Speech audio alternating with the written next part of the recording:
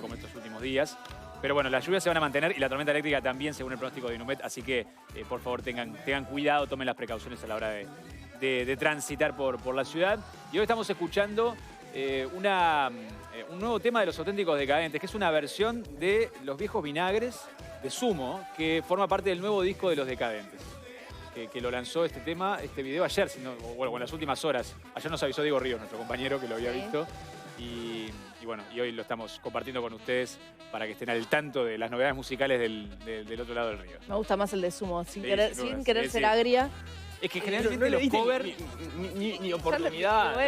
No, yo lo escuché ayer, es otra cosa. Está todo bien. Generalmente los covers de temas así como tremendos temas, y es difícil, ¿no? Que los igualen o que sean buenos. O bueno, uno siempre los compara, es imposible no compararlo, ¿no? Aunque hay algunas versiones que superan las originales, ¿no? Algunas quizás muy pocas. Sí, en realidad no ocurre mucho, pero siempre es la posibilidad de encontrarse con públicos que capaz que no vieron a Sumo en su momento. Es verdad que esta es una canción muy conocida. Pesa que Los Decadentes es una banda de décadas, ¿no? No es una banda nueva tampoco, ¿no? Sí, pero sí. Su nombre lo indica. Una banda despareja, quiero decir, despareja, porque para mí tiene muy buenas canciones. Bien, y otras que, bueno... Y de las otras, ¿no? Otras como requecheadas, ¿no? Una cuestión así como... Sí, que son como de relleno, muchas veces se dice en algunos discos. A mí es una banda que igual siempre me ha parecido un referente de la música argentina en general y que siempre te invita a moverte, ¿no? Ahora, uno después puede calificarla si te gusta o no te gusta el tipo de música, pero Los Decadentes todo el mundo sabe lo que significa para una gran parte del público argentino. Tiene temazos, Loco, Corazón, Peluche de Taiwán, tiene temazos. Para mí Loco es parece Petinato espectacular. En el video, no me acordaba. Esto que pasa con esto, que es verdad lo que vos decís, me pasó con mis hijos cuando en una telenovela infantil de esas de Disney o de uno de esos. Que la veías vos y estás usando como excusa tus hijos. Que ya no, sí, la verdad. La tenía que ver obligada y cantaban, era una telenovela de cantantes, niños cantantes, y cantaban canciones de Soda Stereo. Y mis hijos cantaban esas canciones pensando que eran de esa bandera, que eran canciones de Soda Stereo. Y bueno, fue la forma capaz que de acercarlos de alguna forma a eso. Que si no hubiera pasado. No, está bien. Es el primer single de ADN, que fue realizado bajo la producción artística de Martín Bosca Lorenzo, según la información que nos manda nuestra producción de este nuevo disco de los Auténticos Decadentes, que llegará en el mes de noviembre. Atención al silencio sepulcral de Leo Aberton. Que no le gusta nada, no le gusta nada. Un segundo a promocionar a Los Auténticos Decadentes. No, tampoco tengo un rechazo ni nada por el estilo. Estaba pensando cuando Nico decía las canciones que le gustan. Me gusta pero no me acuerdo cómo se llama, la que... ¿Puedes cantar? Loco. ¿Puedes cantar? No, capaz que sí, pero no recuerdo el nombre. La que cantan en el video con Guillermo Nimo, la que... Ay, no me acuerdo cuál es. ¿Recuerdan? No, el video Decirnos una frasecita, una estrofita. Claro, la guitarra. La guitarra. La guitarra. Bueno, muy divertida. ¿Te gusta esa? ¿Esa te gusta justo? Mirá, bueno, está bien. Quizá Mario Vergara pueda cantarla en esta mesa. Ahí la estamos escuchando. Gran tema, Gran pero tema. me llama la atención que te guste esta justo. No, esa me divierte casi un muchísimo. himno generacional. Sí, Está buenísimo. ¿Cómo no? Y hay otras que me gustan. Esta canción, o sea, en el momento del baile, bueno, ahí era cuando uno empezaba, ¿no? a agitar mucho más con esta canción. Bueno, Leo con la corbata en la frente, nos dice Cami. No sé si en algún momento alguien lo vio así a Leo Aberton. Por favor. ¿Qué foto? Qué foto, ¿no? Si alguien la tiene, mándela, por favor. Bueno, muy bien. Luego de este comentario musical, vamos a comenzar con el desarrollo de la información, ¿les parece? Hablando obviamente de lo que pasó con la interpelación, que terminó hace un ratito nada más, duró casi 20 horas, como les decíamos, que comenzó ayer en la Cámara Alta, en el Senado, sobre las 10 de la mañana.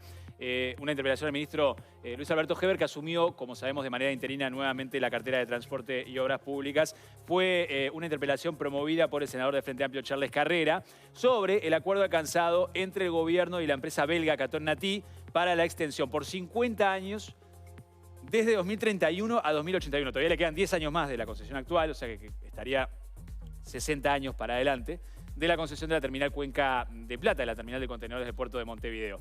Con votos de todos los legisladores de la coalición de gobierno, de la coalición multicolor, el oficialismo aprobó una moción que en su primer punto dio por satisfactorias las explicaciones brindadas por Luis Alberto Heber.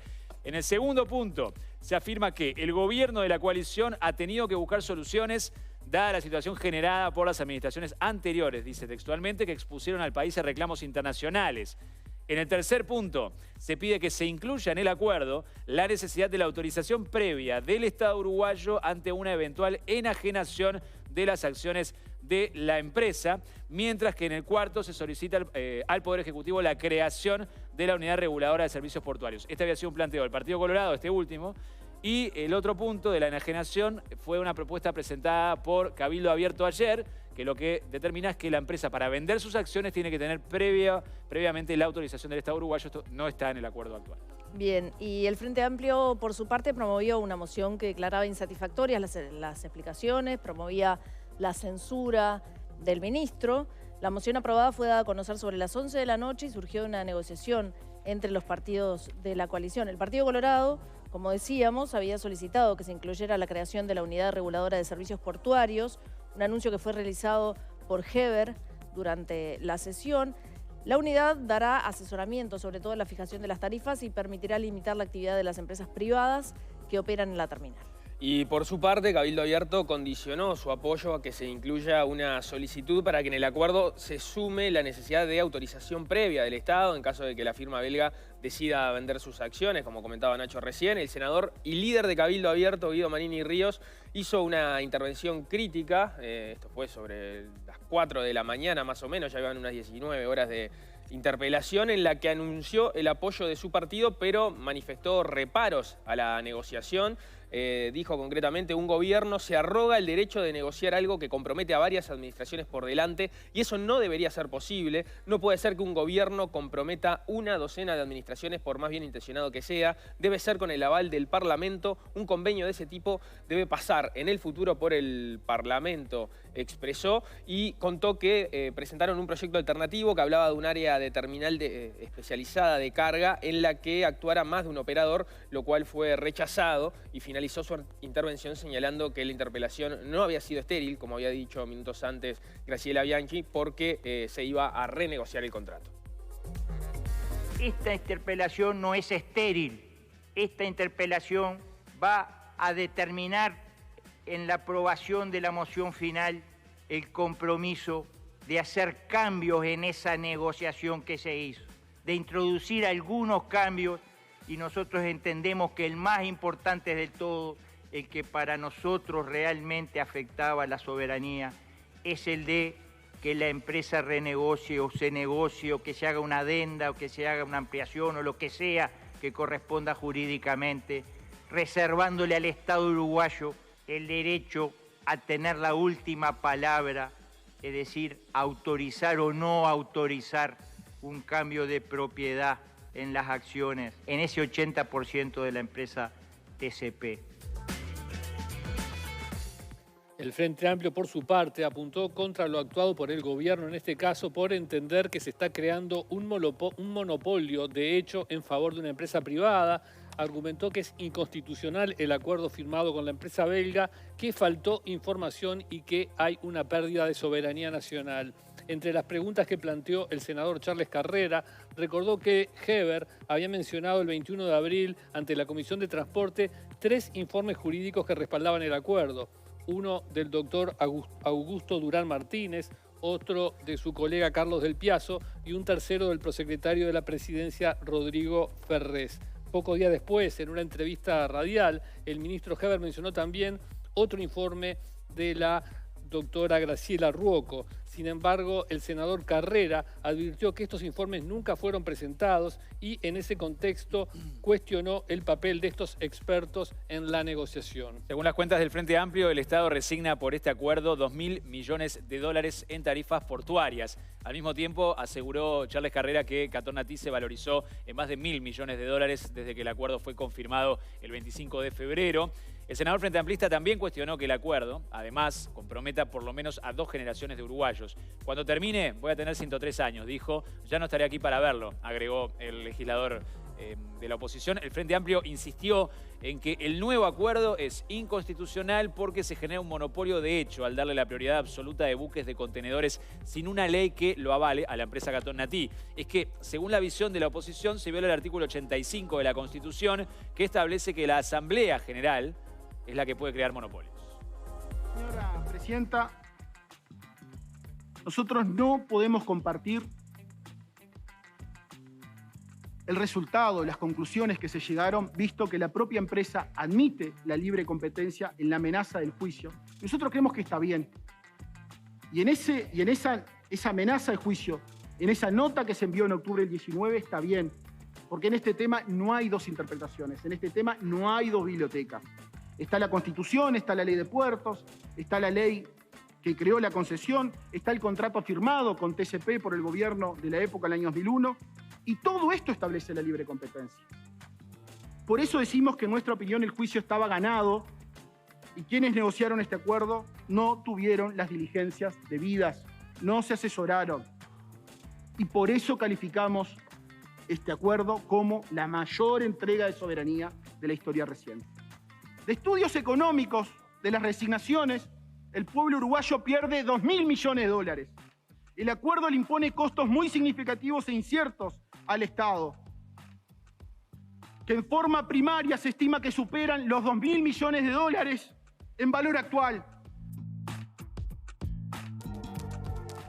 Bueno, escuchábamos al senador Charles Carrera y quien defendió al gobierno obviamente fue el ministro Heber, una encendida alocución allí que le vamos a mostrar un ratito nada más. Heber decía, por ejemplo, que el acuerdo trae consigo la inversión más importante de la historia del puerto en 455 millones de dólares para los próximos años. En ese marco recordó que desde la gestión del exministro de Transporte, Enrique Pintado, el Frente Amplio tuvo conversaciones con la empresa para extender esta concesión.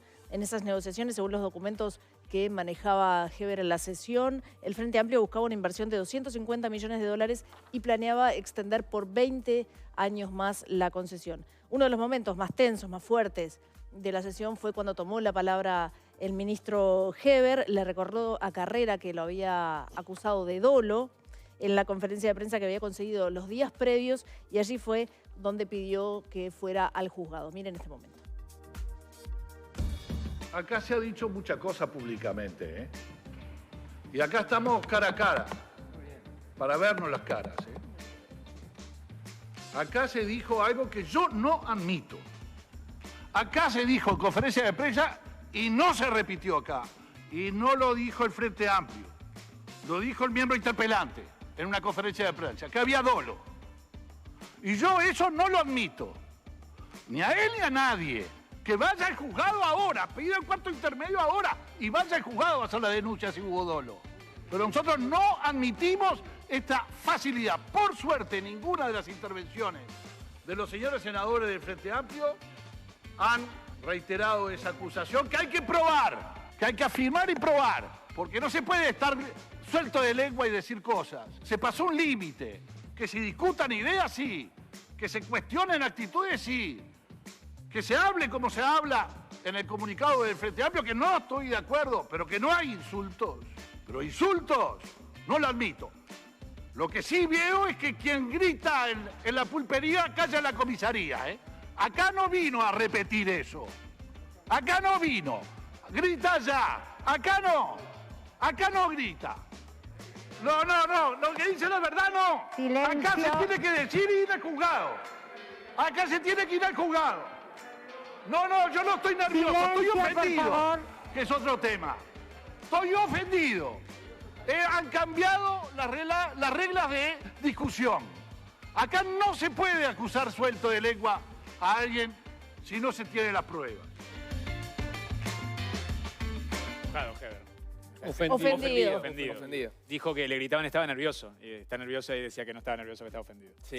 Siempre igual hay que decir que Heber siempre, históricamente, para sus, hace ese tipo de posición. claro, cada vez que está en el Parlamento como que tiene esa actitud así de vehemente. Bueno, y Ferrés, por su parte, aseguró que durante la transición, en conversaciones con el exsecretario de la Presidencia, Miguel Ángel Toma, la administración anterior recomendó negociar con la empresa. Fue entonces que Heber aseguró que había hablado con Toma y que le había pedido permiso para citarlo. Se preguntó, lo voy a decir en un tono más calmo, en el Frente Amplio no hablan con Toma, están peleados. Yo fui a hablar con él, me dijo que no era conveniente ir a juicio y me dijo que podía citarlo y lo estoy diciendo, aseguró en sala decía el ministro, y ante eso el senador frente amplista Óscar Andrade le contestó que a esa acusación y dijo que Toma dijo que en lo posible había que evitar ir al juicio, de ahí a conceder un monopolio desregulado por 60 años hay una gran diferencia, fue lo que contestó a lo que había dicho el ministro sobre la consulta Toma. El ministro Heber también aludió a un escrito de el que fue ministro de Transporte y Obras Públicas del Frente Amplio, Víctor Rossi, en el que advertía que Uruguay no podía ganarle un juicio a la compañía belga.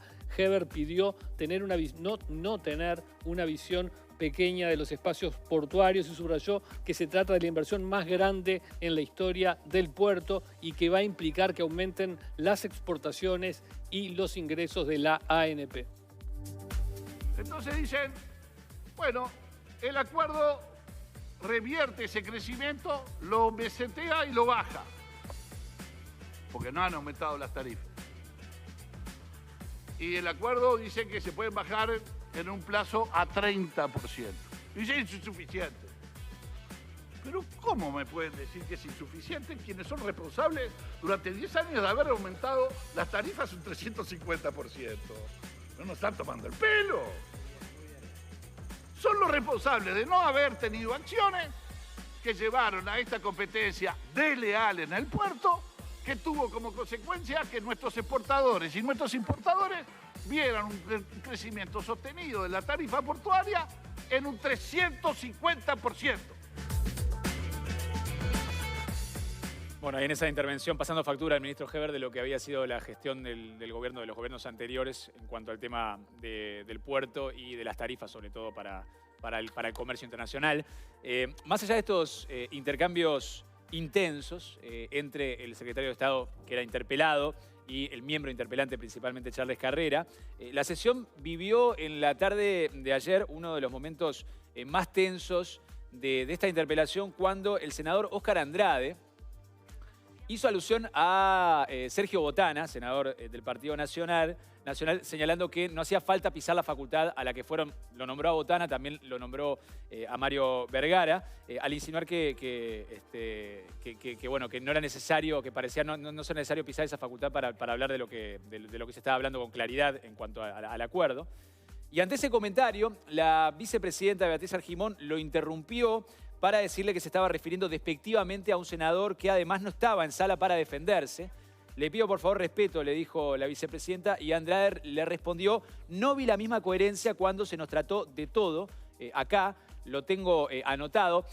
Andrade hacía referencia particularmente a el senador Sebastián da Silva, que se refirió a Mario Vergara cuando este último no estaba en sala, llamándole el rey de los números, y que en ese momento Beatriz Argimón no había respondido de la misma forma. Eso le estaba cuestionando a Andrade, que no había ecuanimidad en la respuesta de la vicepresidenta, pero en ese momento la presidenta de la Cámara Alta se molestó y dijo: usted quiere que repita los epítetos y falta de respeto que desde el miembro interpelante, pasando por todos ustedes, se le dijo al interpelado, señaló Argimón, levantando bastante el tono de voz, e incluso le dijo: déjeme hablar, no me interrumpa que estoy hablando. Bueno, ahí se dio un momento de mucha atención que tuvo obviamente la respuesta de la oposición. Lo repasamos.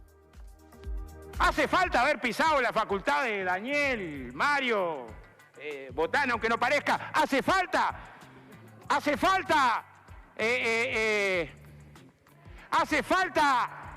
Senador, disculpe, Sí. usted se está refiriendo despectivamente a un senador que no está en sala además para defenderse. Está bien, Le pido, por favor, yo la respeto. entiendo, presidenta. Ahora, no vi la misma coherencia cuando se nos trató de todo acá. De todo, ¿eh? Y tengo acá anotado, de todo. Espere un poquito que estoy hablando. ¿Usted quiere que le diga todos los epítetos y falta de respeto que desde el miembro interpelante, pasando por todos ustedes, le dijo al interpelado? Mire, le digo, le voy a decir: secretismo, falta de transparencia, contradicción, inmoralidad. Todo eso dijo. Así que cállese la boca y siga con respeto. Bueno, ahí uno de los momentos de mayor tensión que no tenían que ver, en definitiva, directamente con lo que se estaba tratando, que era la interpelación, que era por el tema que se estaba tratando, que era la concesión y la extensión de la misma por 50 años a la empresa Catón Natí de la terminal de contenedores del puerto de Montevideo. Pero uno de los momentos que llamó, obviamente, la atención de la larga jornada de interpelación ayer en el Senado. Que siguió la discusión después, porque el senador Enrique Rubio le pidió que se iba a hablar en tenía esos que bajar, tenía que bajar. No podía hacerlo desde le dijo que no conocía el reglamento también. Exacto. Y después la senadora Quechichán también insistió en que había sido destemplada e inapropiada la reacción de la vicepresidenta ante la alocución de Andrade en la que hacía alusión a Sergio Botana. Y queremos, bueno, ya recibir a nuestro primer invitado de hoy, agradecerle que nos acompañe al senador Mario Vergara, porque aparte durmió una hora con suerte, ¿no? Después de la larga interpelación. Muy poquito, sí. Gracias, Vergara, por acompañarnos. 5:30 terminó. O sea. Sí. Bueno, buen día y bueno, gracias por estar acá. El cafecito es rico. Sí, no, vine a desayunar acá. Está bien, me parece bien.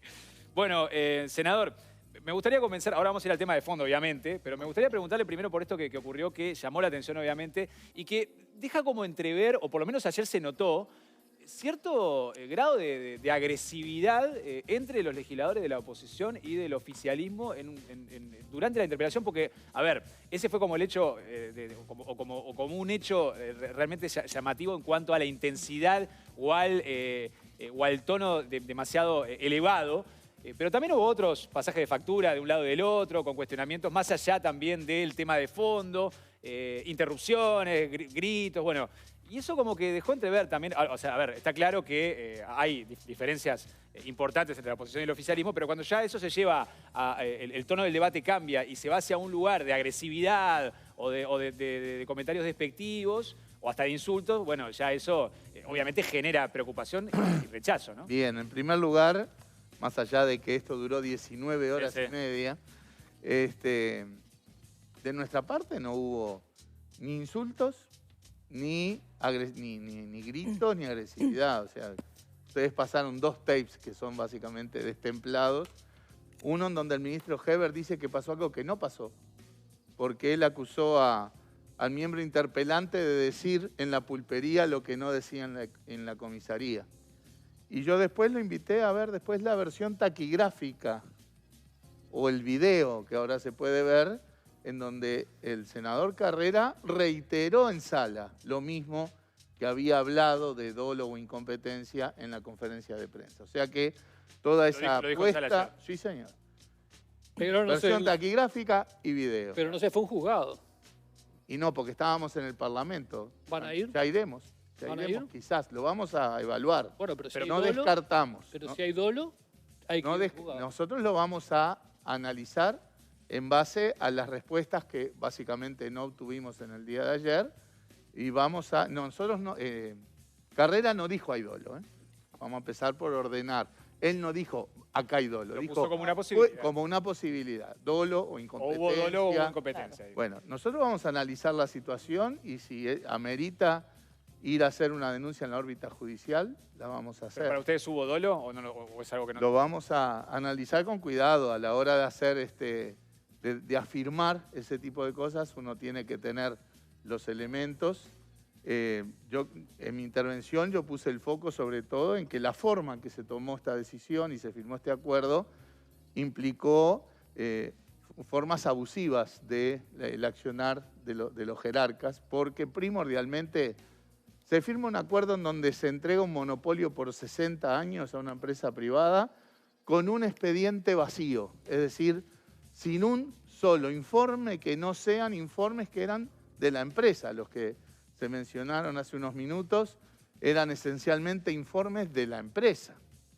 Entonces, si del lado de la empresa se usan los informes de la empresa y del lado del gobierno también se usan los informes de la empresa, en esa mesa de negociación no sabemos dónde estaba el interés nacional. ¿Y el informe que se habla del prosecretario de la Presidencia, Rodrigo Ferrés? Difícilmente podamos considerarlo un informe jurídico porque son 9 hojitas A4 como esta, sin firma, sin logo, sin membrete, ¿sí? O sea, fueron, después de que el ministro había dicho que tenía todo ese cúmulo de informes que nunca aparecieron, en la Comisión de Transporte aparecen el prosecretario y el ministro que entregan 9 hojitas sueltas, con consideraciones jurídicas, que podrán ser compartibles o no, pero eso no es un informe sobre el cual se procesó formalmente un expediente. Tuvimos que llegar a la justicia para que el gobierno nos diera la resolución del Consejo de Ministros, donde se aprobaba el acuerdo y se delegaba en Heber la firma, y en mostrar que ese expediente era solo el acuerdo. Pero en realidad en el expediente no había más nada, no había un informe jurídico, no había un informe económico, no había la intervención preceptiva de asesoramiento que tenía por ley que hacer la Administración Nacional de Puertos. O sea, no hubo un proceso que correspondiera para tomar una decisión que ni más ni menos es entregar un monopolio por 60 años en el puerto. Una duda que me queda a propósito de eso y el informe concreto de Ferrés. ¿Ustedes los que entienden es que ese informe no era un informe porque le faltaban algunas formalidades? ¿Entienden que se hizo a posteriori de que se había alcanzado el acuerdo? Claramente se hizo... ¿O entienden que la profundidad del análisis que hizo Ferrés no alcanza a ser considerado un informe? Pues serían tres cosas diferentes. Estamos hablando de una decisión mayor. Estamos hablando de que de acá al 2081 hay una empresa privada que de hecho va a actuar de manera monopólica, un acuerdo en donde el Estado se retira prácticamente de sus potestades regulatorias, porque se liberan tarifas, el Estado ya no va a fijar las tarifas, las va a fijar la propia empresa, ¿sí? El Estado se ata de manos en cuanto a que no va a llamar nuevos competidores o nuevas licitaciones, a no ser que se den ciertos recaudos que de hecho están en manos de la empresa. O sea, es una decisión mayor. Esta unidad Realmente reguladora... esas 9 hojitas, que sin membrete y nada, no pueden ser el soporte de tamaña decisión. Debió haber... ¿Por qué? Nuestra pregunta al ministro fue, ¿por qué no pidió informes jurídicos y económicos? Si acá, supóngase que todo arrancó supuestamente con una amenaza de un juicio. Si a usted lo van a demandar, lo primero que hace es llamar a un abogado para pedirle que lo asesore en dónde está parado con respecto a ese eventual juicio.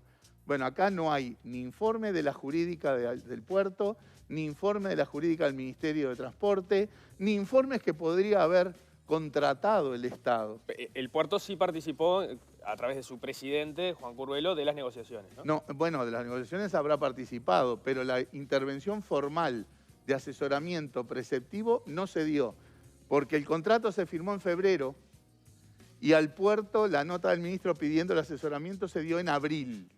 Así que de preceptivo no tuvo nada. También ahí hay una violación legal. Esta unidad reguladora que agrega el Partido Colorado, ¿no? Reguladora de los servicios portuarios, ¿no ayuda a que haya un poco más de, justamente, regulación en esto? No, por 2 razones. Primero, porque el propio acuerdo ya liquida un montón de potestades regulatorias. Eso no cambia por más que se genere una nueva institucionalidad. Y lo segundo...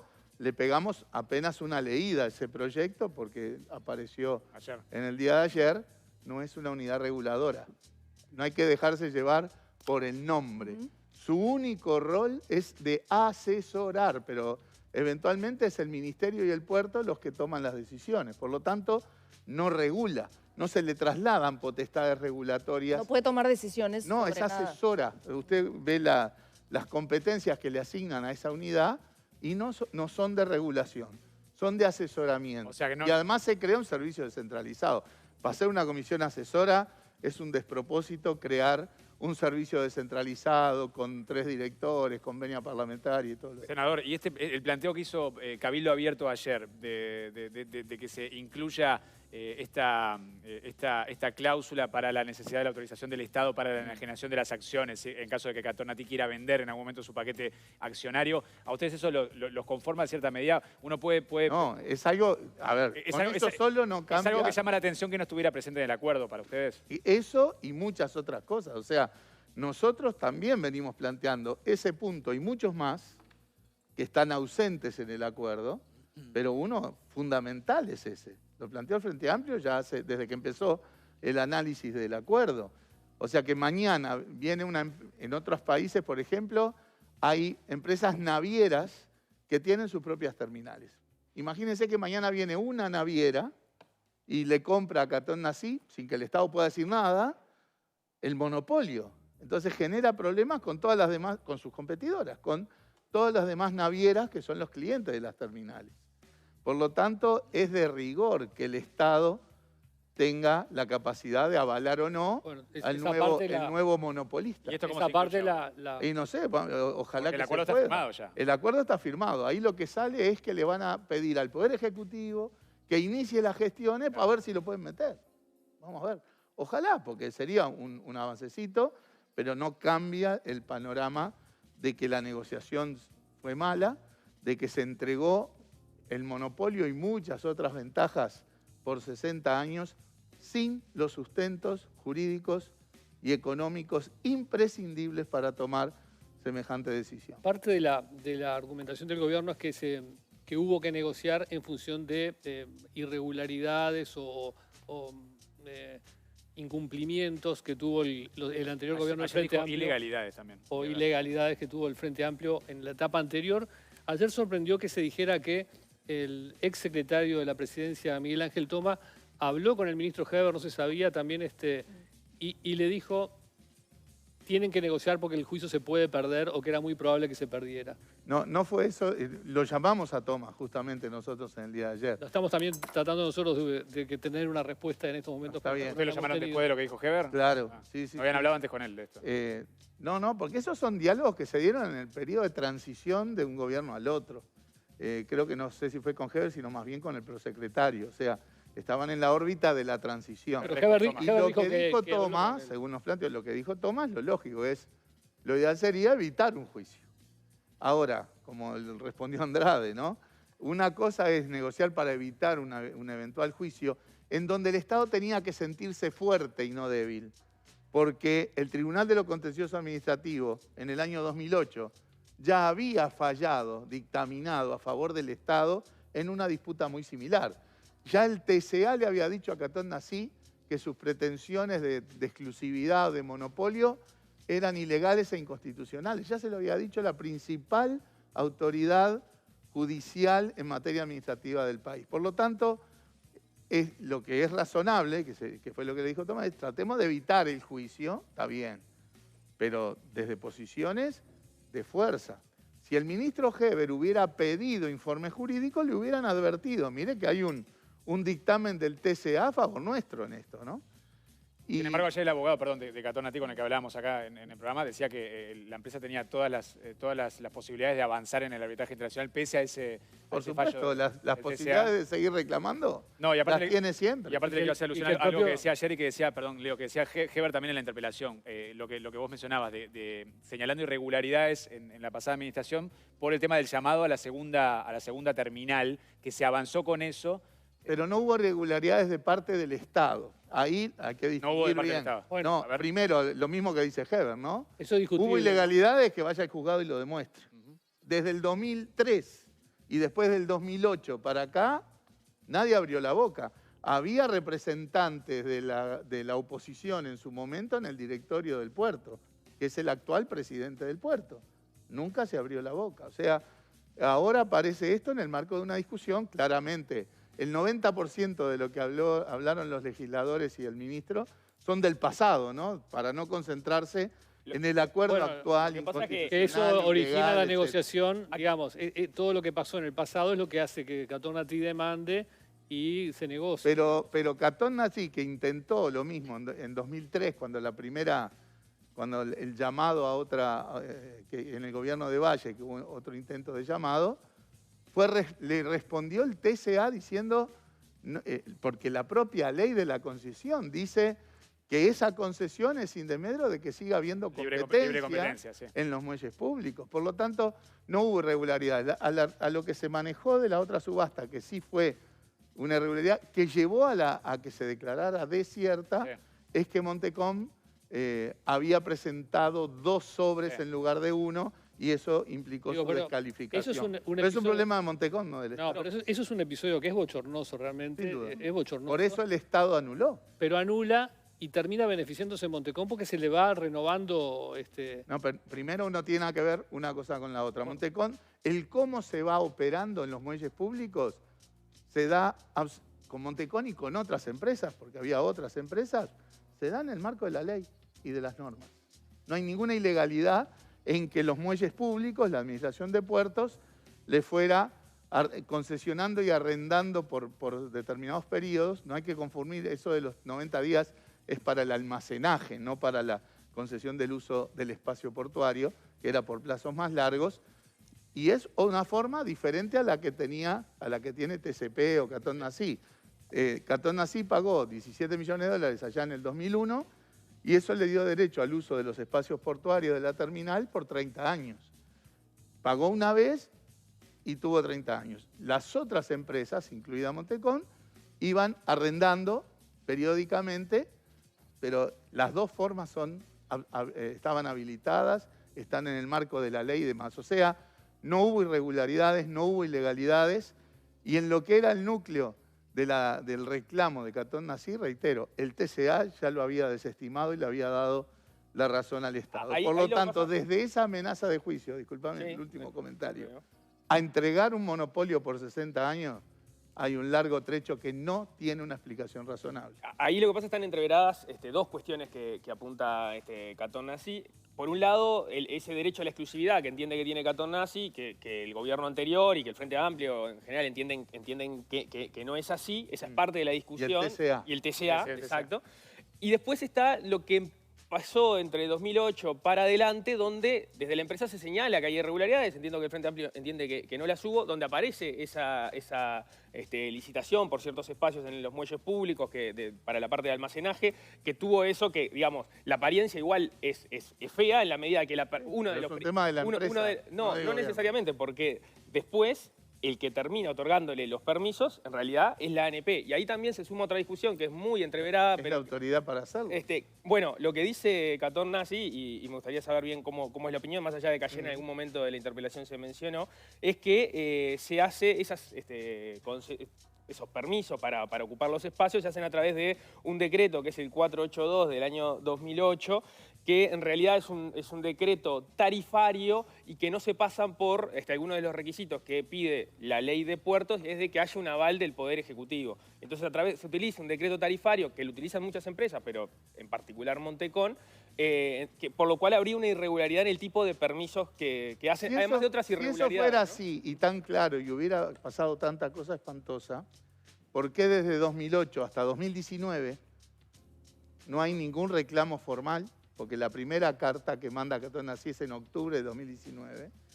¿Y por qué no hay ningún reclamo, no solo del director de la oposición en el puerto, que no hizo ningún reclamo en todos estos años, sino tampoco porque hay otra cuestión que se da en la propia operativa del puerto, que se pueden reclamar cosas cuando el puerto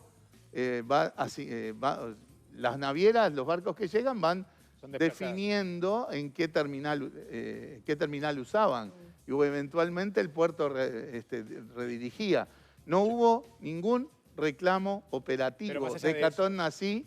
No, pero si en 11 años no hay ningún reclamo, ahora surge esto. ¿No? En realidad, es verdad, no hubo reclamos formales. Sí hubo polémicas públicas, montones entre las dos empresas. Pero sobre todo, lo de Catón Nací con el gobierno era que como se intentó hacer un segundo llamado, Catón Nací ponía el grito en el cielo porque entendía que no debía llamarse a la competencia. Y también estuvo el tema de las tomas Reefer, ¿no? Que era una determinada tecnología que quería poner... Las grúas pórtico. También. Las grúas pórtico no se llegaron a instalar, las tomas Reefer sí se llegaron a instalar. De hecho, lo que ocurre en determinado momento, según se relataba ayer en la interpelación, es que quien autoriza esa tecnología para que utilice Montecón en el puerto era el gerente general, si no me equivoco, de la ANP, lo terminan sacando y después esa persona entra como asesor del presidente del puerto, Alberto Díaz, que una tecnología que Catón Nací entiende que es para alguien que está fijo en un lugar y no que tiene permisos precarios que se van renovando. Puede hacer todas las evaluaciones, razonamientos y los reclamos que entienda necesarios.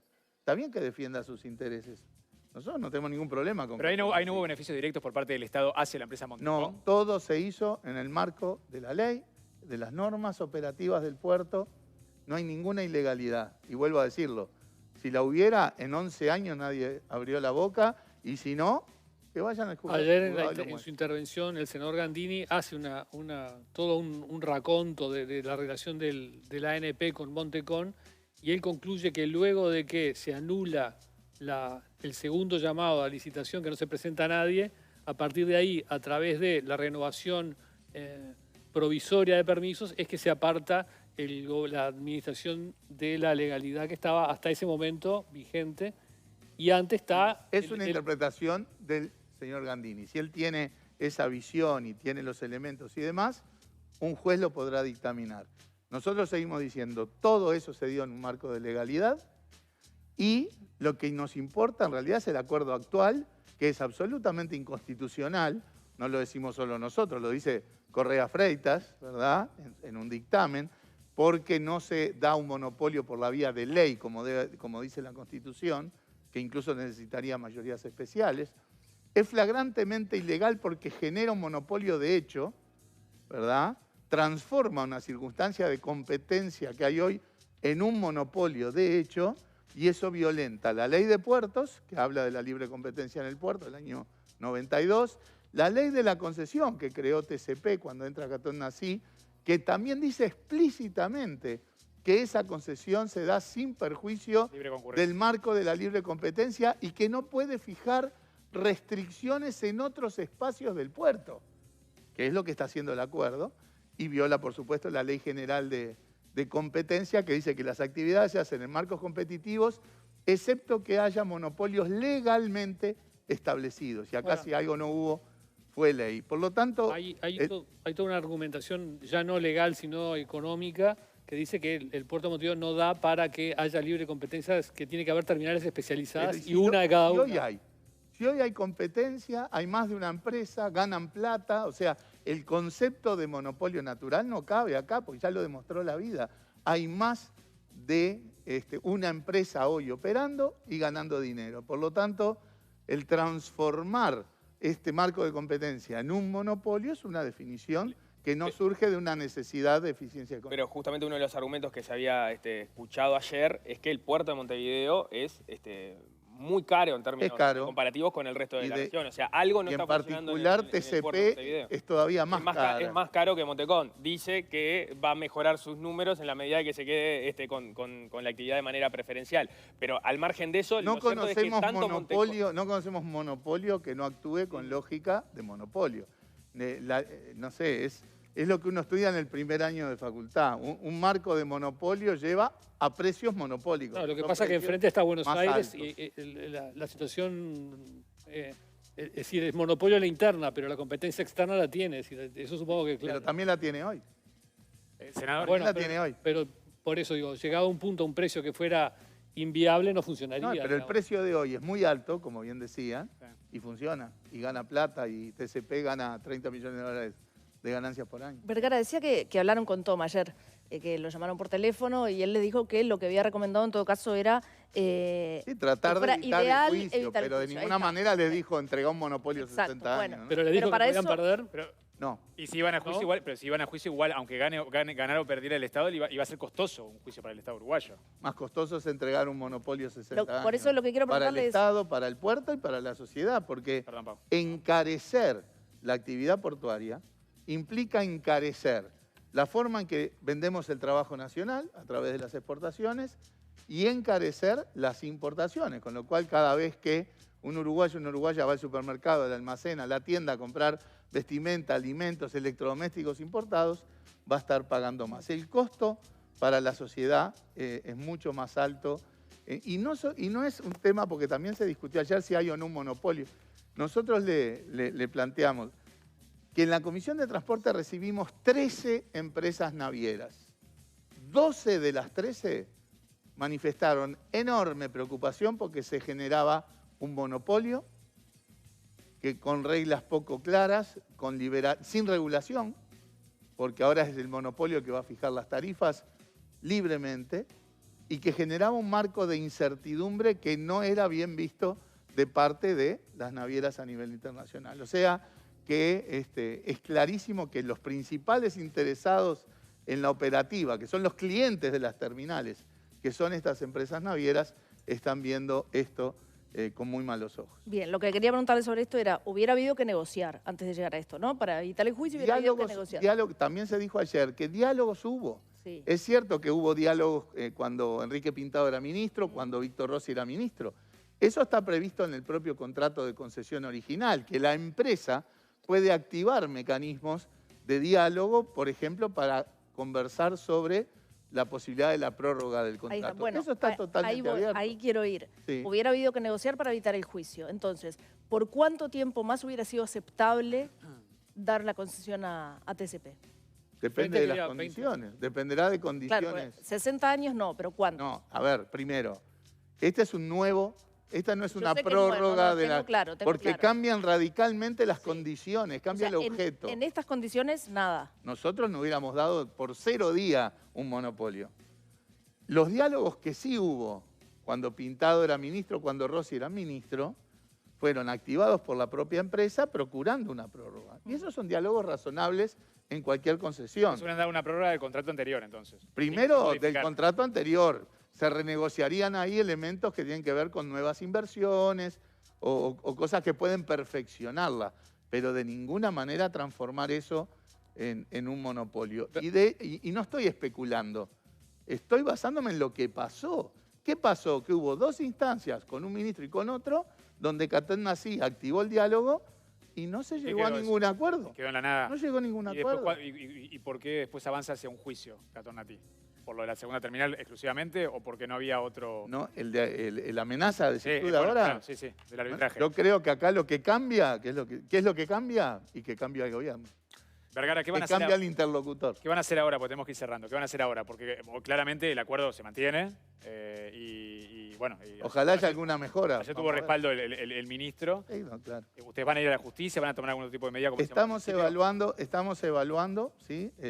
La posibilidad de ir a la órbita judicial, porque por lo menos nosotros lo que estamos viendo es que acá se actuó de manera abusiva, ¿sí?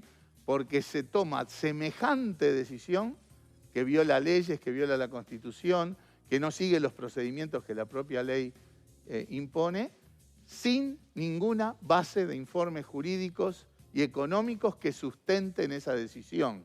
Si el ministro hubiera pedido informes jurídicos al puerto o al ministerio, le hubieran advertido que ya estaba la sentencia de TCP a favor del Estado, que el juicio era absolutamente ganable si se diera, que un acuerdo de este tipo violaba la Constitución, violaba las leyes. Si hubiera pedido informes jurídicos, que no pidió. Si hubiera pedido informes económicos, le hubieran advertido que los 1.500 millones de dólares que hablaba la empresa no tienen ninguna relación con el volumen del negocio, y que además lo que se está dando a través de este acuerdo que da el monopolio es un dineral. Nosotros por lo bajo estimamos que el valor de la empresa aumenta en 1.000 millones de dólares porque ahora lo que tiene la empresa para vender eventualmente es un monopolio por 60 años. Vergara, es un dineral. Vergara, sí. En la argumentación de Manini, original, a las 4 de la mañana, él dijo, bueno, un acuerdo por 50 años que compromete muchos gobiernos no puede darle un solo gobierno, tiene que pasar por el Parlamento. Es un argumento que se escuchó mucho también cuando se negoció con UPM. Hay que cambiar algo en la institucionalidad. Quiero trascender este episodio para ir a algo mayor, digamos, ¿no? Es una buena pregunta. Nosotros entendemos que mientras se negocia, durante el proceso de negociación, hay elementos de reserva razonables, porque uno no puede estar negociando en estos términos con multinacionales, con volúmenes de inversión, inversiones que además en el caso del puerto son innecesarias, porque hay medio puerto ocioso, ¿verdad? El único rol de las inversiones que están planteadas en el acuerdo es el mecanismo para evitar la competencia, o sea, son inversiones cuyo objetivo es consolidar el monopolio, pero no son necesarias para el puerto. Pero el caso de UPM, 10 veces más de inversión, es razonable que durante el periodo de negociación haya reserva. Ahora, culminado eso, ¿sí? Culminado el acuerdo, todo tiene que ser transparente. El acuerdo, las bases jurídicas, las bases económicas, los informes, todo. Y en este caso no sucedió. Hay una resolución del Consejo de Ministros. Pero tampoco pasó en UPM, por eso le pregunto si hay que cambiar algo. No, pero en UPM se terminó de negociar y al otro día estaba todo colgado. Pero no pasó por el Parlamento los acuerdos. No, el acuerdo, o sea, a eso voy, porque negociación... Lo que pide Manini es que pase por el Parlamento un tipo de acuerdo de este tipo. No, pero no para que... Bueno, Manini tendrá su Por eso le pregunto su posición. Yo creo que no es el Parlamento el que tiene que votar el acuerdo. Pero lo que sí hay que informar al Parlamento de manera inmediata y a la sociedad del acuerdo y las bases jurídicas y económicas de todo acuerdo. Pero cuando ya no hay más nada para hacer. Bueno, pero hay responsabilidades políticas o eventualmente, por ejemplo, acá el sistema político podría buscar las formas para que este acuerdo, si se coincidiera mayoritariamente con nuestra visión, se considerara nulo. Pero en los hechos no termina funcionando así, ¿no? Porque el gobierno que llega, Porque el gobierno, llega con determinadas mayorías claro, y las hace o sea, valer. las mayorías en el Parlamento hoy respaldaron al gobierno. Pero eventualmente, si el bueno, pero entonces es la hipótesis de que el Parlamento avala el acuerdo. Si no lo avalara, podría haber las formas de nulidad, o sea, pasaría lo o mismo, eventualmente la inconstitucionalidad de la Suprema Corte. Pasaría lo mismo si el acuerdo primero se aprobara en el Parlamento. Que si Pero un acuerdo de este mayorías... tipo es responsabilidad de gobierno.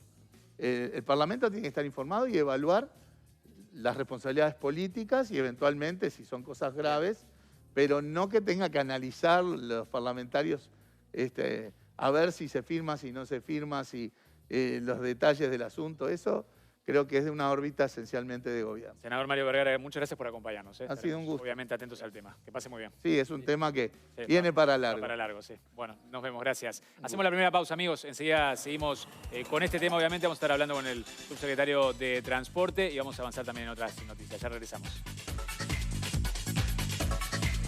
No me arrepiento